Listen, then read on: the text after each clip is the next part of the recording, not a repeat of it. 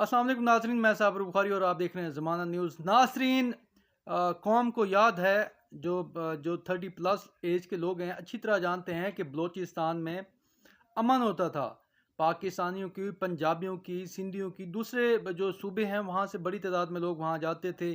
सैर व सियाहत होती थी, वहाँ पर शॉपिंग करते थे। मुझे अच्छी तरह याद है कि हमारे जो हमसे बड़े सीनियर्स थे वो जाते थे, हमारे कज़न्स वगैरह, और वहाँ से अच्छी खासी शॉपिंग करके आते थे, एंजॉय करके आते थे। तो अच्छा माहौल था, इस तरह की दहशतगर्दी या मामलात नहीं थे। आपको मालूम है कि मामलात कब ख़राब हुए? मामलात उस वक्त ख़राब हुए जब एक डिक्टेटर गासिब जनरल मुशर्रफ ने अकबर बुगटी को शहीद किया था।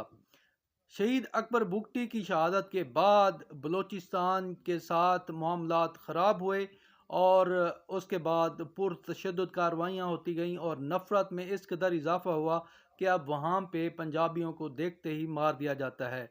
दिन के वक्त सिक्योरिटी फोर्सेस बैरकों में रहती हैं, और रात के वक्त बैरकों में रहती हैं। दिन में कहीं कहीं विजिबल हो जाती हैं सिक्योरिटी फोर्सेस। अदरवाइज़ अब वहाँ पर जो शिदत पसंद हैं उनकी अजारादारी है, और अवाम भी उनके साथ मिले हुए हैं, क्योंकि नफ़रत इस कदर ज़्यादा है कि लोग अब सिक्योरिटी फोर्सेस से नफ़रत करते हैं नवाब अकबर बुगटी की शहादत के बाद। हालांकि नवाब अकबर बुगटी एक कबीले का सरदार था, और एक सूबे तक उसकी कि कुछ हिस्से तक उसकी रसाई थी।